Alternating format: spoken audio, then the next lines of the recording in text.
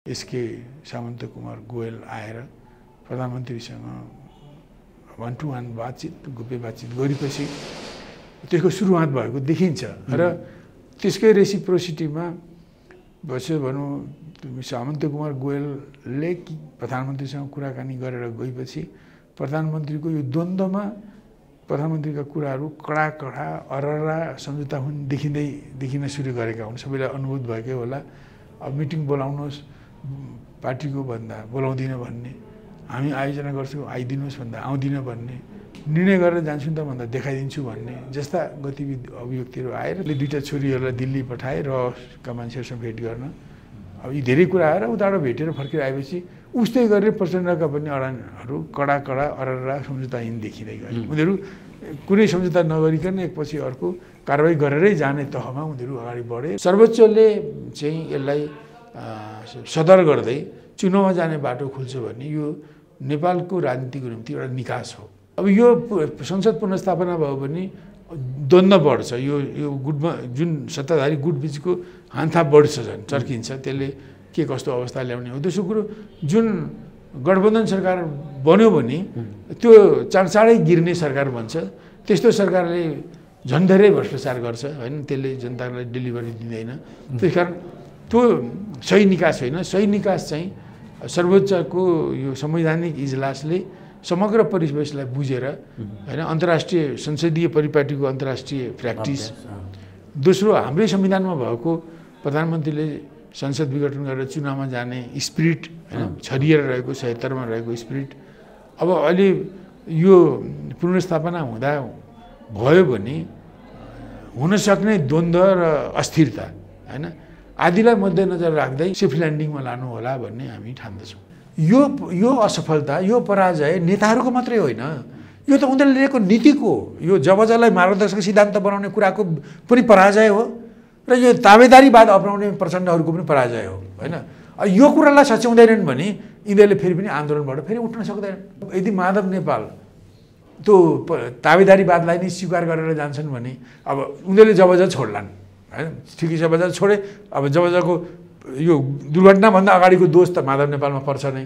अब त्यसपछि छोडेपछि हामी जबज होइन त्यसलाई हामी मान्दैनौँ भनेर विरोध गर्दै जालान् होइन। पछि त उनीहरूले त्यो जबज छोडे, त्यो त ठिकै गर्छन्। तर उनले त्यो ताबेदारीवादलाई जो प्रचण्डहरूले 52 सालमा सशस्त्र सङ्घर्ष गरेर जनगणतन्त्र ल्याउने उग्र वामपन्थी कार्यनीति र त्यसलाई लागू गर्नको निम्ति अड्डा सारेर भारतमा लाने र भारतीय सहयोगबाट जुन कथित क्रान्तिको मञ्चन गरे त्यो गलत थियो भनेर प्रचण्डले स्वीकार गर्दैनन् र त्यो बोकेर जान्छन् भने प्रचण्ड पनि माधव नेपाल पनि त्यसमा सहमत हुन्छन् र उनी पनि भारतको ताबेदारी गर्न उनी पनि तयार हुन्छन् भने उनीहरू मिल्छन्। यदि उनीहरू त्यो गर्न मिल्दैनन् भने फेरि उनीहरूमा भिन्नता आउँछ। सत्ताधारी पार्टी त्यसको अवस्था भविष्यको बारेमा कुरा छोडेर त्यस बाहेक स्थितिको मात्रै परिचर्चा गर्ने हो भने यो परिस्थिति अब सत्ताधारी पार्टी नेकपा भित्र विकसित भएको द्वन्द्व, विशेष गरिकन सत्ता प्राप्ति र भागवण्डा र अहम केन्द्रित जुन द्वन्द्व भयो, यद्यपि त्यसमा पार्टीसँग सरकार चलाउने सञ्चालन विधिका पनि कुराहरू जोडिएका छन्, विधि प्रक्रियाका कुरा पनि। त्यो द्वन्द्व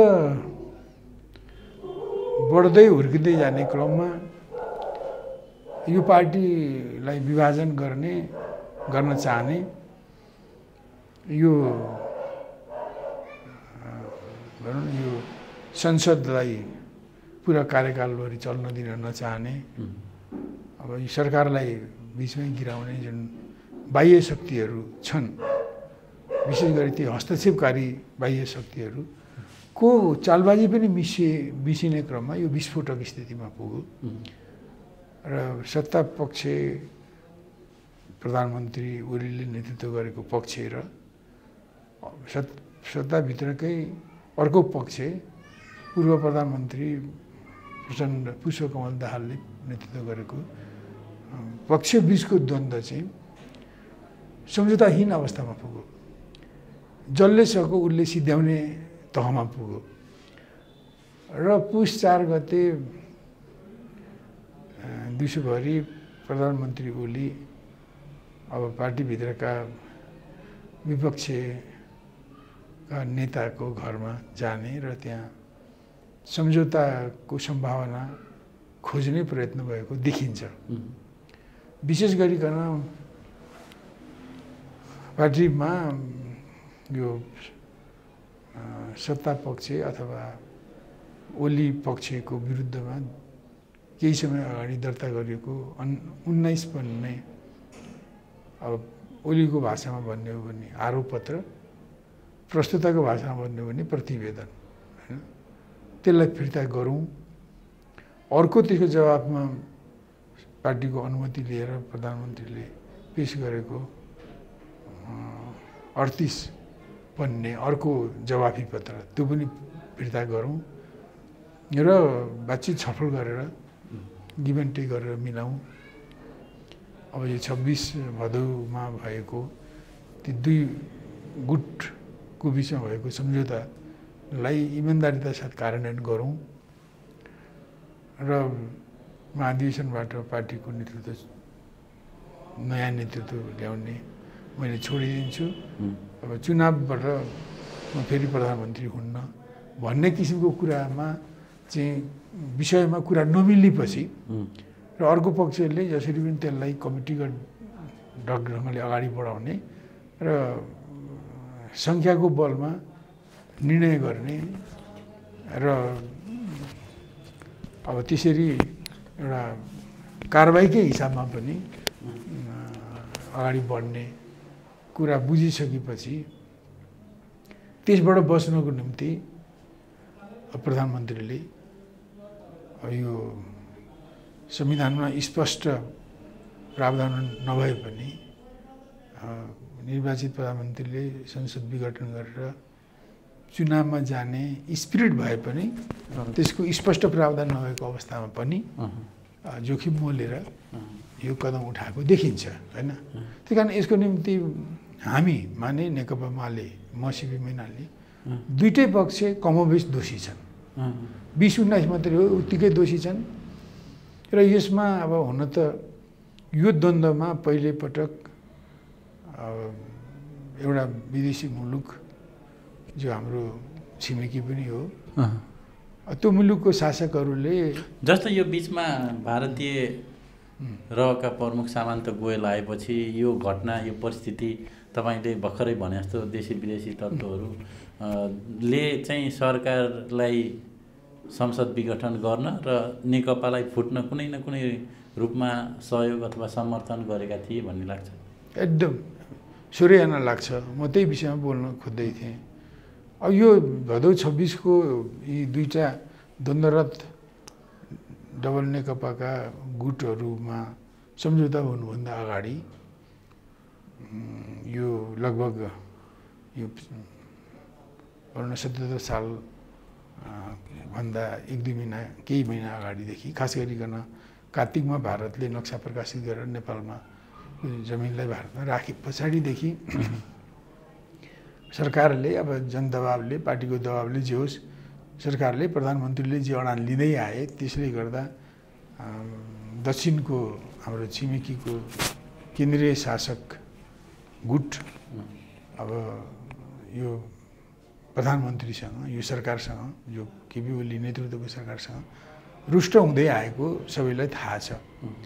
पछि अब यो 77 सालको जेठमा अब नेपाल सरकारले जनताको दबावको कारणले गर्दा गर्नै पर्ने काम अब लिम्पियादुरा लिपुले कालापानी सहितको नक्सा निकाल्ने काम गर्यो।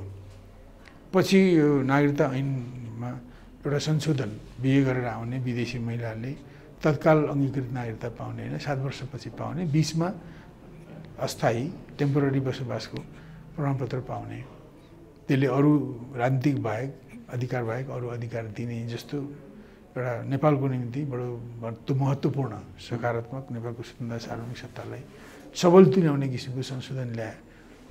अब यी केही महत्त्वपूर्ण नेपालको राष्ट्रको हितका कामहरू यो सरकारले जसरी भए पनि गर्यो, आफ्नो खुसीले या दबावले, जनदबावले गर्यो। त्यसको निम्ति अब छिमेकी मुलुकको केन्द्रीय शासकहरूले अब यो सरकार, यसको नेता प्रधानमन्त्री ओलीमाथिलाई नै आफ्नो विरोधी दुश्मन जस्तो देखेर विस्थापित गर्न खुलेर लागेको थियो होइन। पहिले खुलेरै लाग्यो, तर खुलेर लागेको कुरा, खुलेर विरोधमा भारतका शासकहरू, मिडियाहरू, अरू कतिपय धर्मान्ध मान्छेहरू पनि लागिरहे पनि पछि अब प्रधानमन्त्रीको एउटै अभिव्यक्तिले त्यो ब्याक भयो कि मलाई सत्ताच्युत गर्न भारतका नेताको बोलीमा नेपालका नेताहरूको लोली मिलाएर प्रयत्न भइरहेको छ भन्ने आएपछि भारत त्यसरी जान ब्याक भयो र उसले चाहिँ आफ्नो यो केपी ओलीको सरकारलाई ढाल्न, यहाँ पार्लियामेन्टलाई छुट्याउन आदि इत्यादि गर्न उसले अब यहाँका द्वन्द्वरत पक्षहरूसँग दुवैसँग मित्रता गर्दै दुइटैलाई जुधाएर सिध्याउने कार्यनीति लियो। र त्यसको सुरुवात चाहिँ प्रष्ट सुरुवात चाहिँ भनौँ, देखिएको सुरुवात चाहिँ तपाईँले अघि नाम लिनुभयो, भारतको विदेशमा जासुसी गर्ने संस्था रको चिफ एसके सामन्त कुमार गोयल आएर प्रधानमन्त्रीसँग 1-to-1 बातचित, गोप्य बातचित गरेपछि त्यसको सुरुवात भएको देखिन्छ। र त्यसकै रेसिप्रोसिटीमा बस्यो भनौँ, सामन्त कुमार गोयलले प्रधानमन्त्रीसँग कुराकानी गरेर गएपछि प्रधानमन्त्रीको यो द्वन्द्वमा प्रधानमन्त्रीका कुराहरू कडा अररा सम्झौता हुन् देखिन सुरु गरेका हुन्। सबैलाई अनुभूत भएकै होला।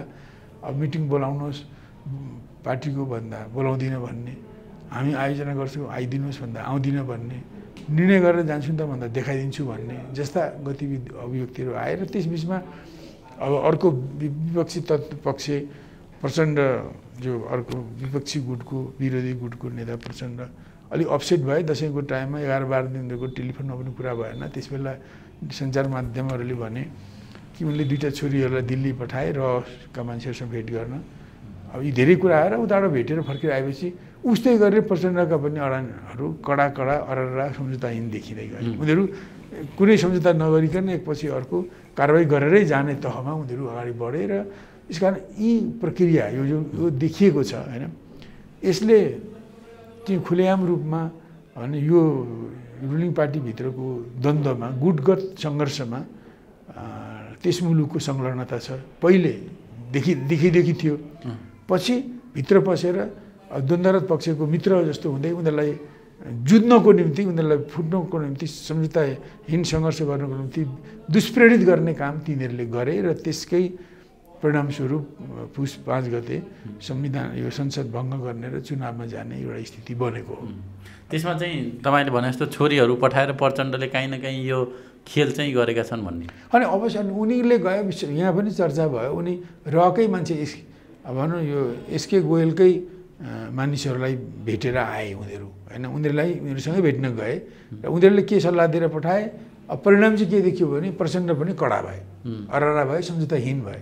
यसरी कस्तो भयो भने यो हुन्छ नि पाहाडमा पहिले दर्शन ढुङ्गा र चकमक भोटेर होइन झुलोमा चाहिँ आगो बनाइन्थ्यो, त्यस्तै दर्शन ढुङ्गा र चकमक ठोस्ने स्थितिमा पुर्याइदिए। अब ठोसिए त यिनीहरू होइन, यतापट्टिका चकमक र दर्शन ढुङ्गा भएर यता गाडाहरू ठोकिएर यो विस्फोटक ठाउँमा पुग्यो। त्यसबेला पनि हामीले भनेका थियौँ यो पार्टीभित्रको द्वन्द्व हो, तपाईँहरू बस्नुहोस्, छलफल गर्नुहोस्, अब के एकअर्काका कुराहरू भावनाहरू बुझ्नुहोस्, मागहरू बुझ्नुहोस्, मिलाउनुहोस्, केही गिभ एन्ड टेक गरेर जानुहोस् र पार्टी यो फुटेर यो संसदभित्रकै अर्को गठबन्धन सरकार बनाउने ठाउँमा नपुग्नुहोस्। यसले अस्थिरता ल्याउँछ, भ्रष्टाचार बढाउँछ, विदेशीको चलखेल बढाउँछ, त्यो काम नगर्नुहोस्, तपाईँहरू मिलेर जानुहोस् भनेर हामीले धेरैचोटि भनेका हौँ होइन। हामीले सार्वजनिक वक्तव्यमा दियौँ, हाम्रो भनाइ त्यही थियो, कुरा त्यही थियो। तर उहाँहरूलाई त्यसरी मिल्न होइन, अब उनीहरू जुधेर फुट्नको निम्ति दक्षिणका शासकहरूले दुष्प्रेरित गरे यो टिमलाई नै, दुवैहरूलाई। त्यस कारण यी दुइटैहरू चाहिँ कोही अछुता छैनन्, दुइटै दोषी छन्। उनीहरूका ठिक छ आफ्नो उनीहरूको भित्री आपसी लडाइँमा कसका कुरा कति ठिक कति बेठिक त्यो बेग्लै विषय होला। तर के भने यो विवादलाई, यो द्वन्द्वलाई चर्काएर विस्फोटक बिन्दुमा पुर्याउनमा दुइटैको भूमिका छ होइन। त्यही कारण यो यहाँ घरेलु पार्टीभित्रको द्वन्द्वमा बाह्य शक्तिको चलखेलको प्रवेशले यो दुर्घटना घटेको हो होइन। त्यस कारण यसले के भने झन्झन भनौँ न नेपालको भनौँ न राजनीतिको केन्द्रमै उनीहरूको प्रवेश भइसकेपछि आगामी दिनमा झन् खेल हुनेछन् भन्ने कुरा प्रष्टै छ। र भारतीय मिडियाले पनि प्रष्टै लेखे अब यो सरकार ढल्ने भयो, अब प्रचण्डको सरकार आउने भयो, प्रचण्डको सरकार आएपछि हामीसँगको सम्बन्ध राम्रो हुन्छ होइन। अब नेपाल चीनपट्टि गइरहेको थियो, यो झुटो कुरा हो। नेपाल अलिक खडा हुन खोजिरहेको थियो, स्वतन्त्र हुन खोजिरहेको थियो। अब त्यो रोकिन्छ, अब हामीपट्टि आउँछ, हाम्रो सम्बन्ध राम्रो हुन्छ भनेर उनीहरूले खुसी प्रकट गरिसकेका छन् होइन। अब त्यसमा उनीहरू किसमा खुसी छन्, यति काम भए पनि हाम्रो भारतको चर्चा आएन, भारतले यसमा भूमिका खेलेको चर्चा आएन, हामीले बडो गोप्य ढङ्गले नै यो खेल गरेछौँ, चलखेल गरेछौँ भनेर उनीहरू खुसी पनि छन् होइन। त्यस कारणले नेपालको पोलिटिक्समा भारतले को भनौँ न यो जुन पछिल्लो उसको चालबाजी हो त्यो भनौँ न पूर्ण नभए पनि आंशिक सफल भएको छ। र यो सर्वोच्चको अब यो विघटन गरेर चुनाव गर्ने कुरा सर्वोच्चमा पुगेको छ। अब सर्वोच्चले हुन त सबै कुरा हेर्दा सर्वोच्चले सर्वोच्चको यो संवैधानिक बेन्चले उसको काम सिधै संविधान अथवा कानुनका धारा पढ्ने मात्रै नभएर संविधानको व्याख्या गर्ने पनि उसको हक हो होइन, उसको अधिकार हो, दायित्व हो।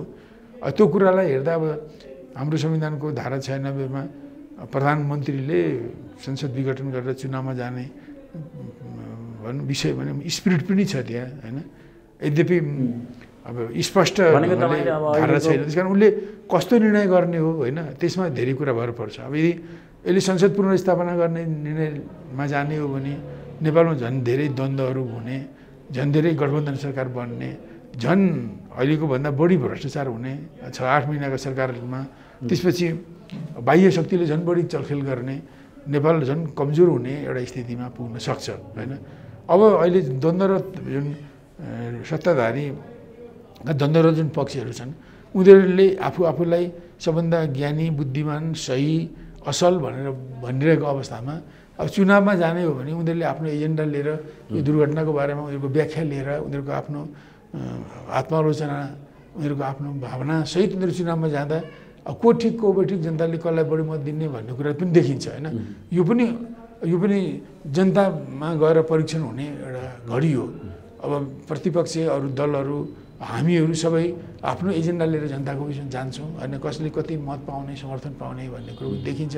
र जे भए पनि एउटा अहिलेको वर्तमान सन्दर्भको मा प्राप्त हुने ताजा जनादेशको आधारमा जुन पार्लियामेन्ट आउँछ त्यसले नयाँ सरकार बनाएर अघि लैजान्छ। र यो अहिले देशमा भइरहेको विभिन्न खाले यो जुन द्वन्द्व छ, जुन द्वन्द्वले पार्टी फुटो, संसद टुटो होइन, र अहिले चुनावमा आइरहेको छ, यसमा संलग्न सबैका भावनाले एउटा निकास पाउँछ। त्यस कारण हामी चाहिँ यद्यपि यो विघटन गर्ने र चुनाव गर्ने प्रधानमन्त्रीको प्रस्ताव चाहिँ अत्यन्त भनौँ न अनिश्चित र यो जोखिमयुक्त रह्यो होइन। यो के हुने हो भने निश्चित छैन, अनिश्चित। हामी आलोचक यस कारणले हामी आलोचक पनि हौँ यसका।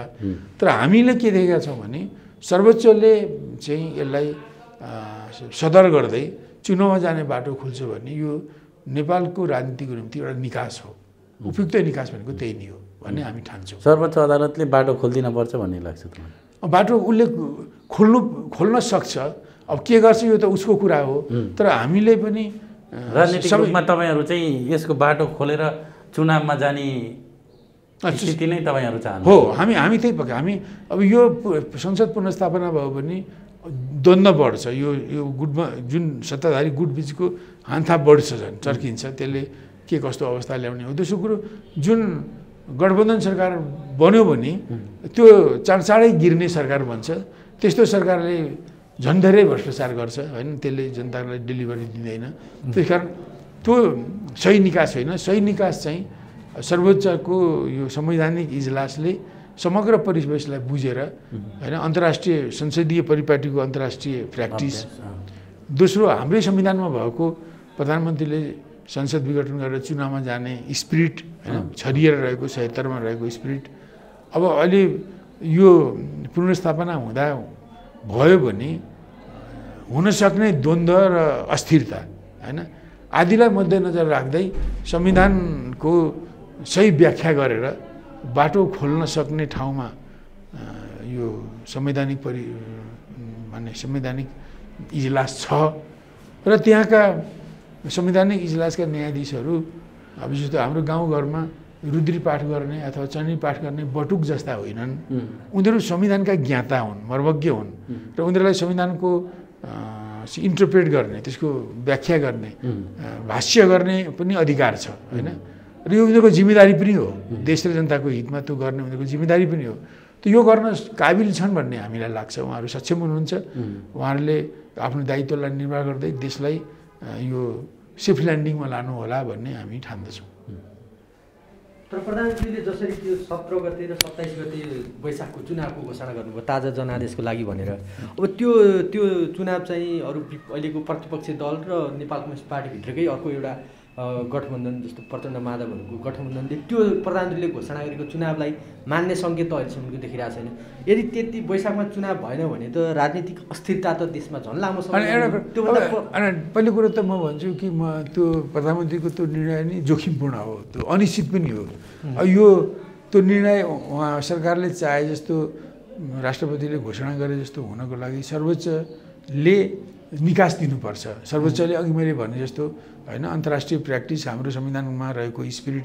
भोलि कुन निर्णयले कस्तो स्थिति पैदा गर्छ भन्ने कुरो आकलन गरेर संविधानको उहाँहरूले गर्न सक्ने भाष्य गर्दै यसलाई निकास दियो भने मात्रै चुनावमा जान्छ अब त्यसरी उसले निर्णय दियो भने त त्यसलाई मान्न त पक्ष विपक्ष सबै तयारै हुनु पर्यो अब त्यसलाई पनि नमानेर बगावतमा उठ्नुहुन्छ भने त त्यो बेग्लै कुरा हो हेर्नुहोस् होइन सर्वोच्चको निर्णय त हामीले नै बनाएको सर्वोच्च अदालतलाई संविधानको व्याख्या गर्ने हक दिएका छौँ अब त्यो हक अब सर्वोच्चको यो खास एउटा पोइन्ट संवैधानिक इजलास यसलाई चाहिँ संविधानलाई को भाष्य गर्ने अधिकार दिएको छ होइन अब त्यसले त्यस्तो निर्णय गरौँ भने त सबैले मान्नै पर्यो होइन अब मान्नुहोस् न हामी चुनाव यो माने चुनावमा जाने बाटो खुलोस् होइन भन्ने हामी चाहन्छौँ अब यसको विपरीत भोलि पुनर्स्थापना भयो भने अब हामीले त्यसलाई त बिहोरेर त जानु पर्यो किन पुनर्स्थापित गरिस् भने त हामीले जुलुस निकालेर त जाँदैनौँ होइन किनभने सर्वोच्चलाई हामीले त्यो जिम्मेदारी दिएपछि सर्वोच्चलाई त हामी पनि मान्छौँ अब भोलि त्यो आएपछि अघि मैले भने जस्तो द्वन्द्व हुन्छ अस्थिरता हुन्छ भ्रष्टाचार हुन्छ भने के त अब आइलाको बाबु कोसँग लड्ने त्यसैसँग लड्दै जाने हो होइन तर के भने देशको सही निकास चाहिँ सर्वोच्चले सर्वोच्चले संविधानको भाष्य गरेर यो चुनावको वातावरण बनाइदियो भने त्यही नै सही निकास हो र त्यसरी नै देश अगाडि गयो भने मात्रै अब यो द्वन्द्वको जोखिम र अस्थिरता भ्रष्टाचार नन डेलिभरीको जोखिम रहँदैन विदेशीहरू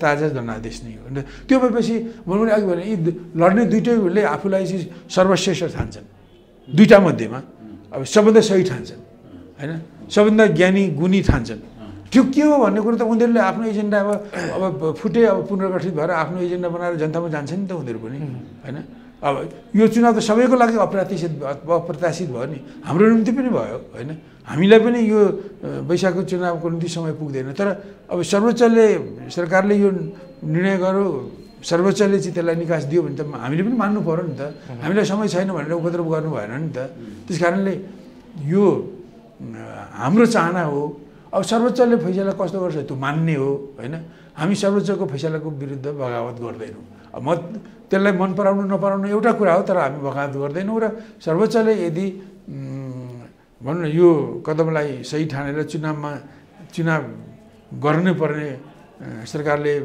चुनाव चाहिँ गर्नै पर्ने त्यसमा तलमाथि गर्नु नहुने कडाइको साथमा उसले चुनावको ढोका खोलिदियो भने त्यसले त सबैले मान्नु पर्यो अब यो अर्को पक्ष प्रचण्ड माधवको पक्षले पनि मान्नु पर्यो अरू काङ्ग्रेसले मान्नु पर्यो सबैले मान्नु पर्यो होइन सबैको निम्ति त यो हतार फतार हो नि त तर एउटा स्थितिले हामीलाई यहाँ पुर्याइदियो यस्तै रहेछ हाम्रो भवितव्य भनेर त बुझ्नु पर्यो नि त त्यसकारण सर्वोच्चको निर्णयलाई अब यदि पुनर्स्थापना गऱ्यो भने पनि हामीले त्यसको बगावत गर्दै जाँदैनौँ हामीले डिस्प्लिज हौँला हामीहरू खुसी नहौँला आफ्नो ठाउँमा चाहिँ आलोचना गरौँला आफ्नो हुन्छ तर हामीले त्यसलाई अब्स्ट्रक गर्दै जाने होइन अब त्यस बेला जुन अस्थिरता जुन द्वन्द्व अस्थिरता हुन्छ त्यसलाई झेल्दै जाने हो त्यो त आउँछ नि, आए पनि मैले अघि नै भने आइलाको बाबुकोसँग लड्ने। अब बनेको नयाँ सरकार बनेपछि यो कदम पछाडि पुनर्स्थापित भएर चाहिँ द्वन्द्व र अस्थिरता बढ्यो भने त्यसलाई त झेल्नु पर्यो। त्यस कारण हामी त्यो दुइटैको लागि तयार छौँ। तर हाम्रो रोजाइ भनेको र देशको आवश्यकता भनेको चाहिँ अब यो कदमलाई सर्वोच्चले सदर गरोस् र चुनावको बाटो खोलिदियोस्, फ्रेस जनमतबाट देश चलोस्। जस्तो अब अर्को प्रसङ्ग, जसरी प्रतिनिधि सभाको विघटन सँगसँगै अहिलेको सरकार चाहिँ एक किसिमले काम चलाओ जस्तो भइसक्यो। अवश्य यो अब जसरी अहिले चाहिँ प्रधानज्यूले अब हिजो मात्रै जुन किसिमको मन्त्री परिषद पुनर्गठन गर्नुभयो, नयाँ मन्त्रीहरू थप्नुभयो, त्यो नियमित सरकार जस्तो यो काम चलाउ रूपमा गइसकेको सरकारले यस्ता किसिमका निर्णयहरू गरिरहेछ। यो निर्णयलाई चाहिँ नेपाल कम्युनिस्ट पार्टी मालेले खास कसरी हेरिरहेछ? प्रधानमन्त्री भइसकेपछि अब मन्त्री फेर्न सकिन्छ होइन, तर अरू ठुल्ठुला निर्णयहरू होइन, समाजलाई प्रभाव पार्ने, देशलाई प्रभाव पार्ने, दूरगामी महत्त्वका राष्ट्रिय अन्तर्राष्ट्रिय आयामका निर्णयहरू गर्न मिल्दैन काम चलाउ सरकारले होइन, चुनावी सरकारले। तर यो मन्त्रीहरू त अदला बदली गर्न पाउँछ, किन प्रधानमन्त्री भएपछि काम गर्ने मान्छे चाहियो। अब कुनै अब हिजोको अवस्थामा बनेका कतिपय मन्त्रीहरू अब अहिलेको राजनीतिक कारणले अनफिट हुन सक्छन् होइन, प्रधानमन्त्रीसँग तादम्यता नराख्ने हुन सक्छन्, त्यो त प्रधानमन्त्रीलाई अधिकार रहन्छ नै। तर अरू ठुल्ठुला कुराहरू चाहिँ गर्न मिल्दैन।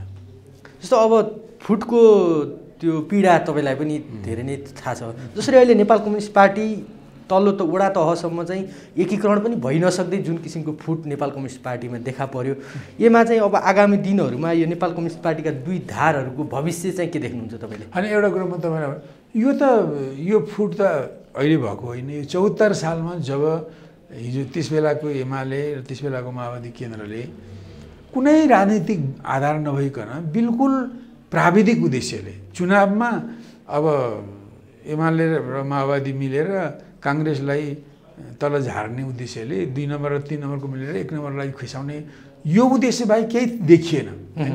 कार्य भने गठबन्धन हुनसक्छ। गठबन्धनमा एउटा कुरा के भने गठबन्धन गर्ने पार्टीमा कमसेकम तात्कालिक नीतिमा त सामिप्यता त हुनु पर्थ्यो नि त। जस्तो त्यस बेला संविधान संशोधनको इस्यु एकदम ताजा इस्यु छ त्यस बेला होइन।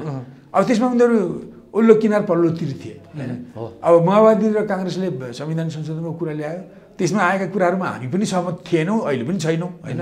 त्यो देशलाई हित गर्ने थिएनन् त्यहाँ आएका धाराहरू।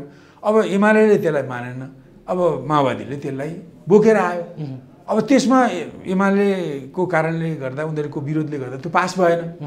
अब यो उनीहरूको त्यो त इमिडिएट पोलिटिक्स थियो, तत्कालीन पोलिटिक्सको विषय हो।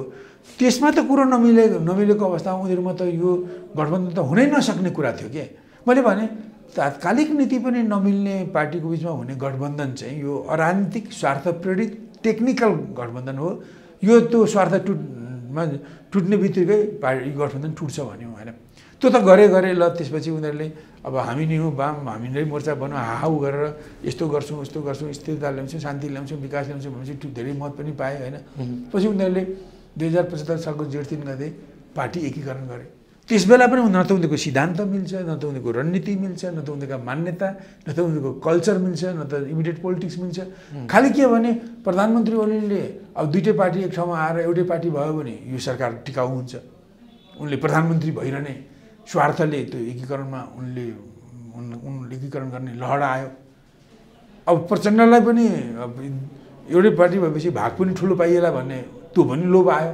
दुईटै स्वार्थले आए। र म तपाईँलाई स्मरण गराउँ, त्यो 74 सालमा भएको गठबन्धन पनि र 75 सालको जेठ 3 गते भएको जुन एक कथित एकीकरण पनि यो ती दुईटा पार्टीले गरेको हुँदै होइन। दुईटा पार्टीको केन्द्रीय समितिको बैठक भएको पनि छैन। दुईटा पार्टीको रिप्रेजेन्टेटिभ केन्द्र नहुँदा पिबी हुन्छ, पिबीको बैठक भएको पनि छैन। दुईटै पार्टीको पिबीमाथि स्थायी समिति छ, त्यसको पनि बैठक भएको छैन, दुईटैको भएको छैन। अब त्यस बेलाको एमालेमा अब र उतापट्टि पनि सचिवालय थियो होला, त्यो तहको बैठक पनि भएको छैन। यो त बिल्कुल दुई पार्टीका दुईटा नेताहरूको व्यक्तिगत धड र व्यक्तिगत स्वार्थमा आधारित गठबन्धन र एकीकरण हो। र पछि दुईटाको स्वार्थ बाजीपछि अब यो पार्टी एकीकरण भएको भने यो धुली साथ भयो। किन त्यो दुईटाको निर्णयमा भरोसा गर्छ। त्यही कारण यो एकीकरण गर्ने प्रक्रिया एक त त्यसको राजनीतिक जग पनि थिएन, एकीकरणको गठबन्धनको पनि थिएन, एकीकरणको पनि राजनीतिक जग थिएन। र र साथसाथै त्यसको साङ्गठनिक प्रक्रिया पनि मिलेको थिएन। एकजनालेको निर्णय थिए, उनीहरूले डिक्टेटर भएर निर्णय गरेका थिए, जसलाई होइन पार्टीको सिद्धान्त प्रक्रियाको विपरीत कुरा हो होइन। त्यसले गर्दा त्यहाँदेखि यो स्वार्थ प्रेरित दुईजना नेताको लडमा भएको स्वार्थ प्रेरित गठबन्धन र एकीकरणको कारणले गर्दा सरकार सञ्चालनमा पार्टी सञ्चालनमा डिबेट डिस्कसनहरू हुँदै आए र पछि यो विस्फोटक ठाउँमा पुग्यो विदेशीहरू पसेकोले गर्दा। अब यिनीहरूको राजनीतिक भविष्य चाहिँ के देख्नुहुन्छ? एकातिर केपी ओलीले नेतृत्व गरेको नेकपा र अर्कोतिर यो प्रचण्ड माधव समूहले नेतृत्व गरेको नेकपाको राजनीतिक भविष्य के देख्नुहुन्छ तपाईँ? अनि अहिले अब यिनीहरू फुटेका मान्दैछन्, अब यिनीहरूको पुनर्गठन हुने हो। अब मैले के देख्छु भने यो पुनर्गठन जो हुनै बाँकी छ। अब यो पुनर्गठन भनेको खालि व्यक्तिको सङ्गठनको मात्रै पुनर्गठन होइन, व्यक्ति र सङ्गठनको मात्रै पुनर्गठन होइन। यदि यो उनीहरू अहिले जुन विभाजन भयो, यति ठुलो जनमत ध्वंस भयो, यस्तो अपर्च्युनिटी सिद्धियो, पार्टी फुट्यो, संसद विभाजित भयो होइन, यस्तो जुन स्थिति उत्पन्न भयो, यस्तो स्थिति उत्पन्न गर्नको निम्ति जिम्मेदार भनेको दुवैपट्टिका नेताहरू हुन्।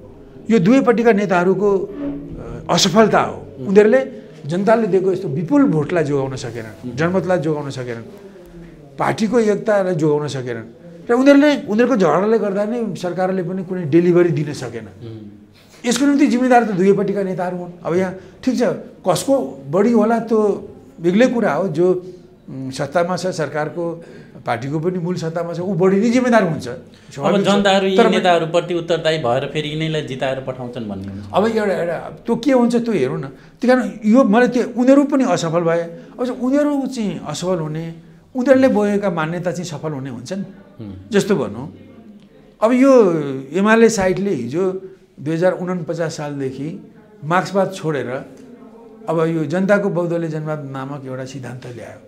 मैले त्यस बेला भनेको थिएँ ठिक छ, यो बुर्जुवा पुँजीवादी प्रजातन्त्र आएको अवस्थामा यो जनताको बहुदलीय जनवाद भन्ने कुरामा जुन कुरा आइरहेको छ, यसलाई संसदीय प्रजातन्त्रमा मार्क्सवादीहरूले हस्तक्षेप गर्ने कामका नीति बनाऊ।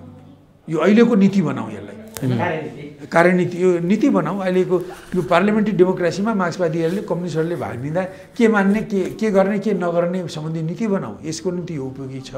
यसलाई यो यसो गर्ने हो भने त्यो मार्क्सवादी नै हुन्छ। त्यसलाई मेरो पनि समर्थन छ। यसलाई कार्यनीति बनाऊ, यसलाई के भने सामूहिक नीति बनाऊ।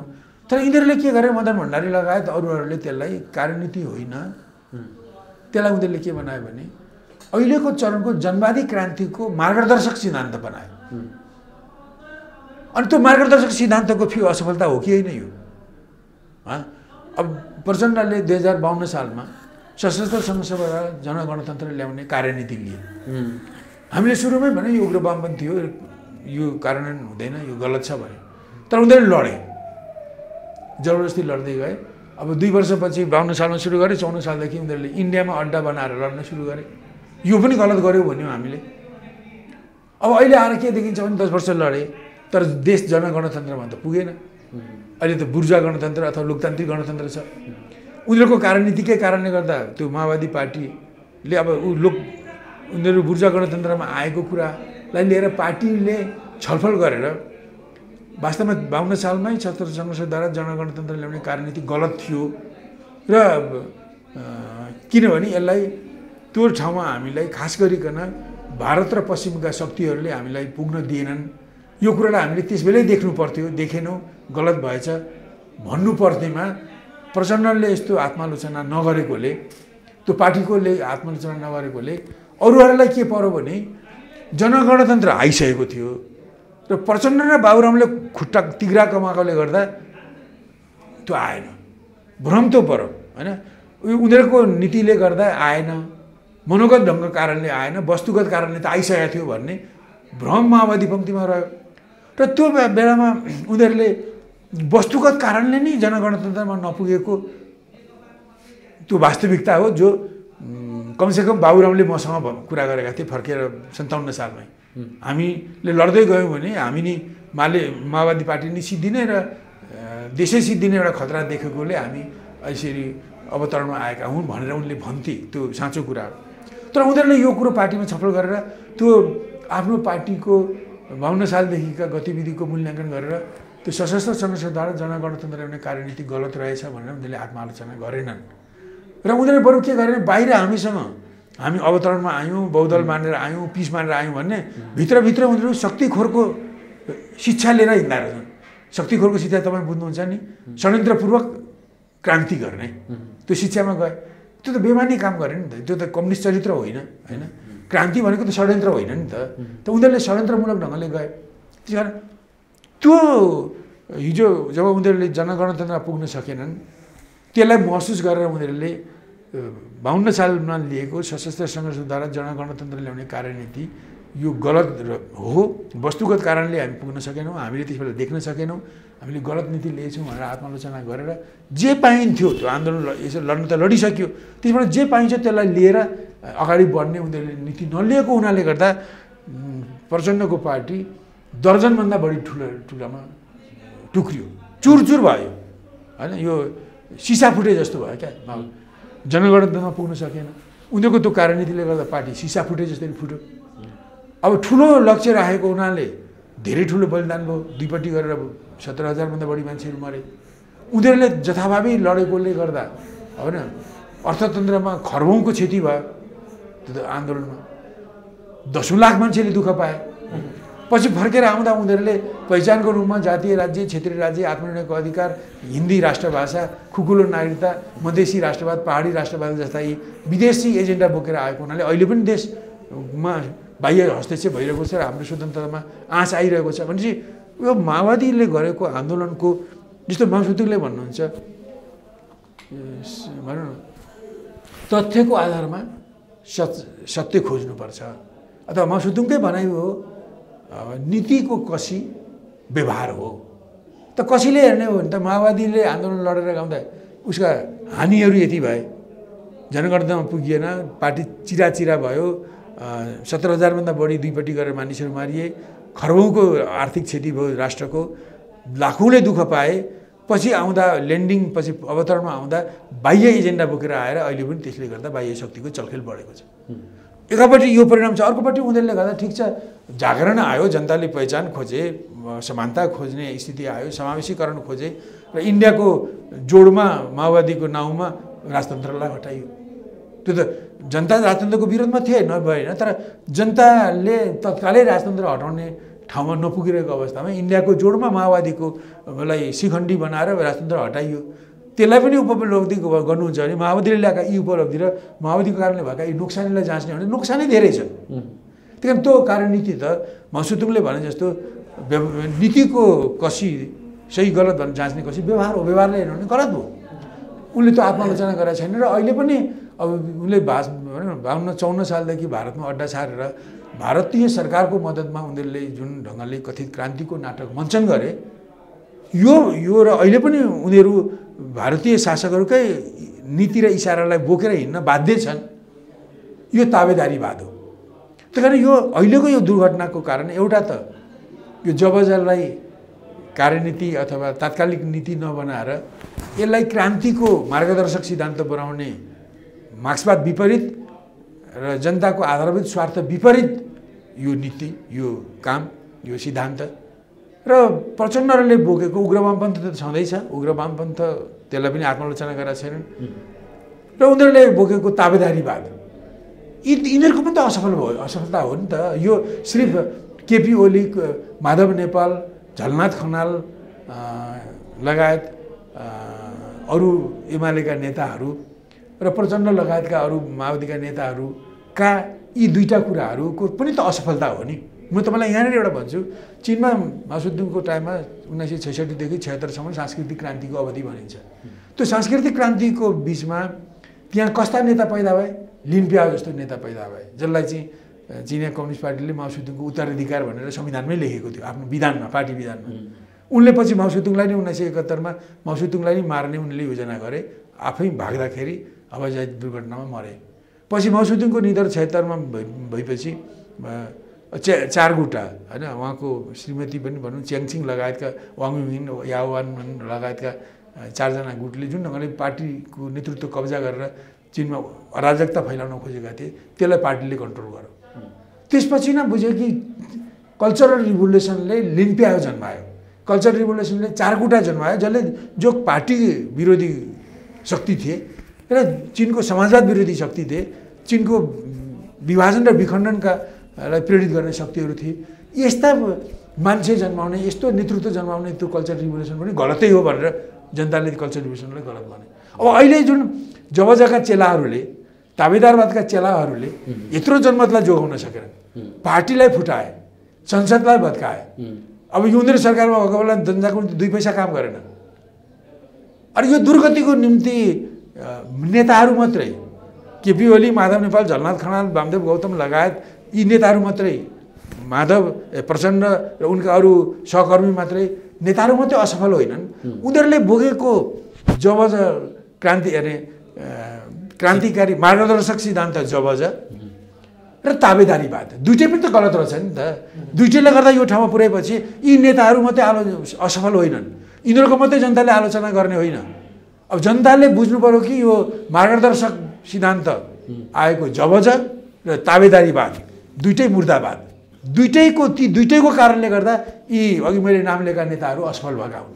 अब अहिले पनि फेरि यो जबजको चाहिँ लडाइँ कसले गर्ने भनेर एकअर्काले अलिकति बढी नै गरिरहेछ। केपी शर्मा ओलीले पनि यो बिचमा पार्टीको विवादको सन्दर्भमा जबज हामी मान्ने पक्ष हामी हो भनेर जसरी आफूलाई प्रचारित गर्नुभयो, पुष्पकमल दाहाल प्रचण्ड र माधव कुमार नेपाल पक्षहरूले पनि जबज हाम्रो होइन, हाम्रो कार्यदिशा होइन उहाँहरूले पनि भन्नुभएको छैन। अब फेरि पनि उहाँहरू फेलको दिशातिर जानुहुन्छ। अनि यो जबज मार्गदर्शक सिद्धान्तको रूपमा जबज असफल भयो। अरे मार्गदर्शक सिद्धान्तको रूपमा यो ताबेदारीवाद, इन्डियाको गुलामी गर्ने कुरा पनि असफल भयो। अब जसले बोक्छन्, केपी ओलीले बोले, अब त्यही जबजले केपी ओली असफल भए, त्यही जबज बोक्दै जान्छन्, कसरी सफल हुन्छन् ती? फेरि पनि असफलको दिशामा। अब स्वाभाविक छ यो, किन यो यति गर्दा पनि यिनीहरू चेत्दैनन् भने होइन।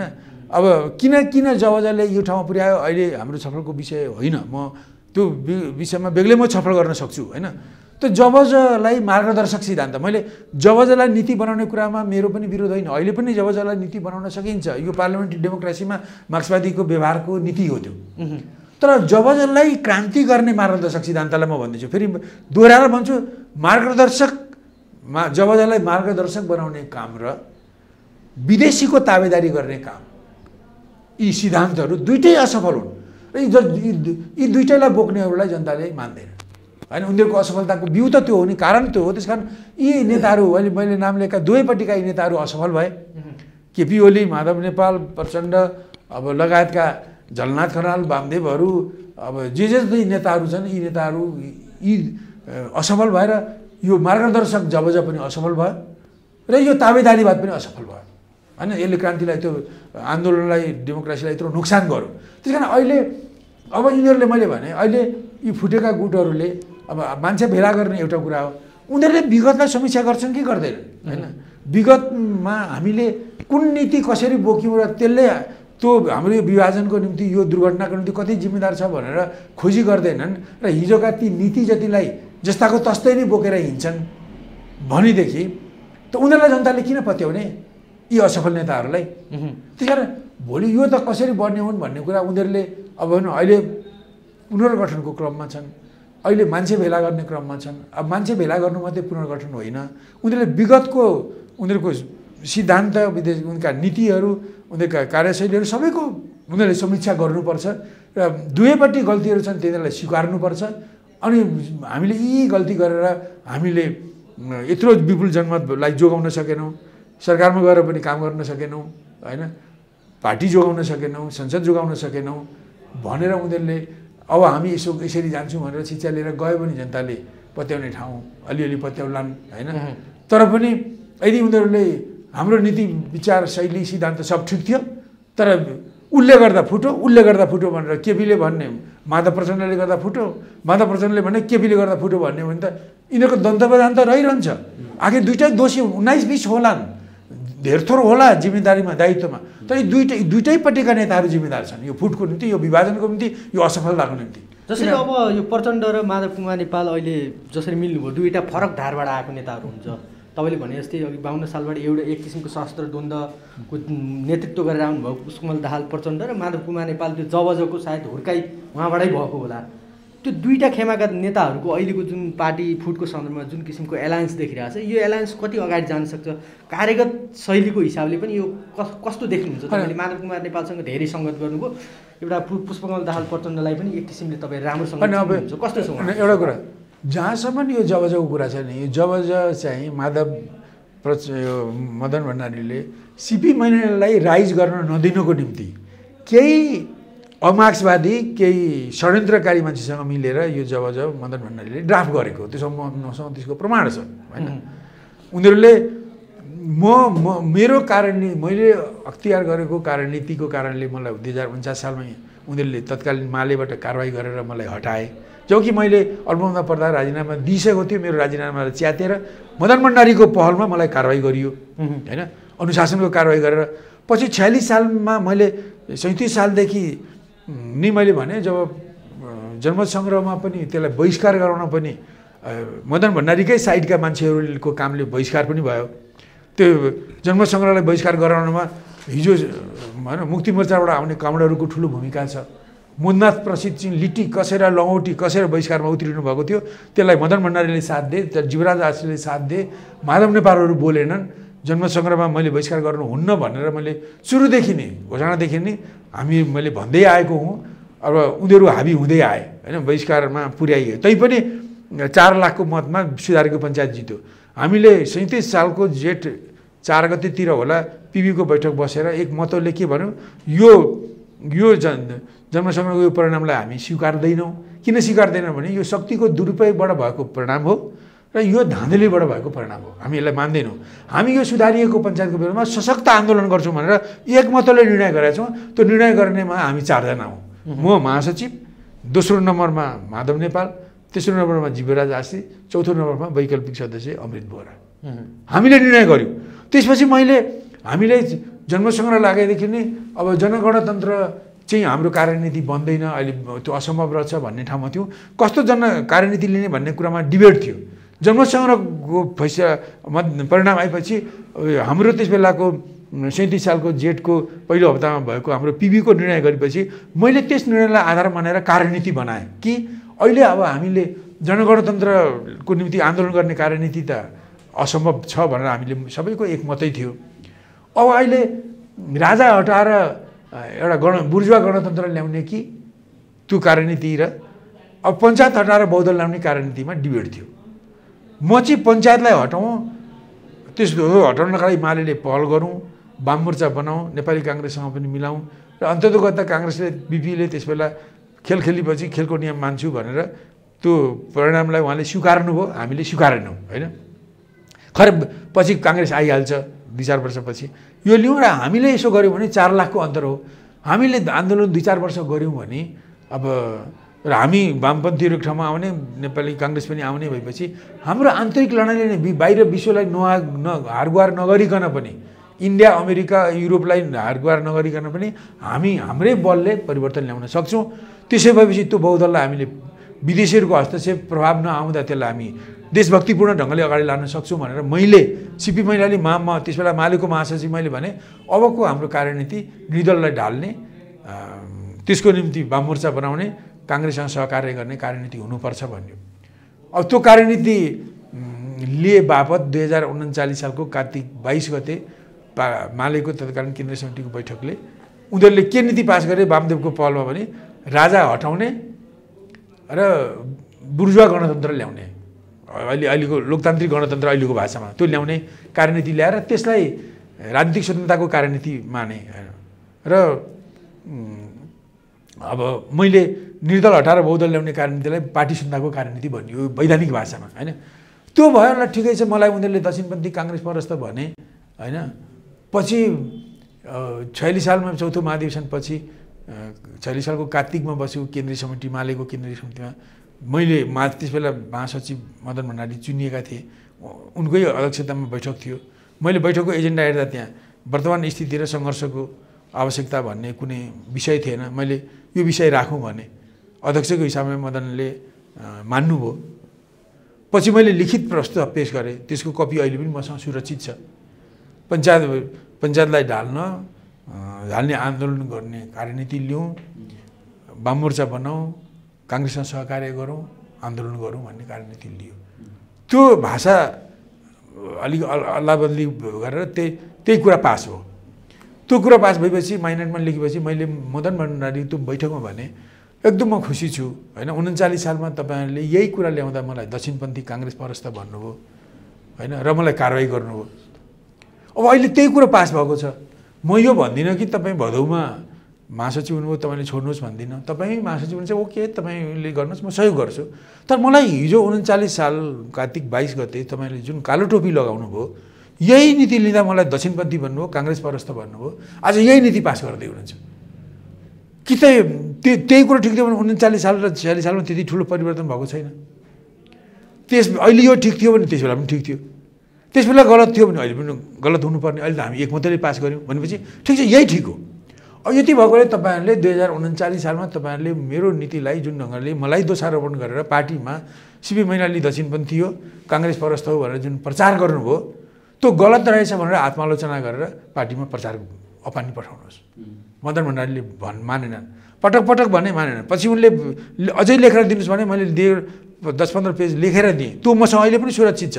कहिले बैठक गरेन मदन भण्डारीले षड्यन्त्रपूर्वक भनौँ न, मैले राजी खुसीले राजीनामा अल्पमतमा भएको बेलामा 4 महिना अगाडि नै सूचना दिएर मैले राजीनामा दिएको मान्छेलाई राजीनामा अस्वीकृत गरेर मलाई कारवाही गरेर हटाए।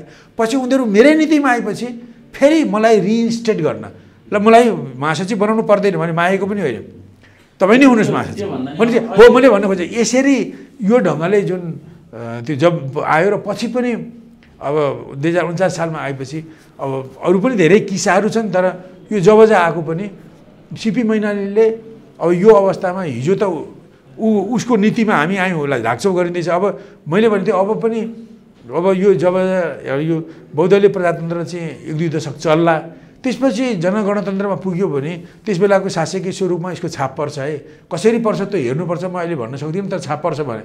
अनि मैले त्यो भनेपछि सिपीले उछिन्छ भनेर उनीहरूले मार्क्सवाद छोडेर यो जबजालाई ल्याए भनेपछि यो षड्यन्त्रमूलक ढङ्गले आएको कुरा हो। र यो आएको कुराको पनि पहिलो सपोर्ट गर्ने तत्कालीन एमालेभित्र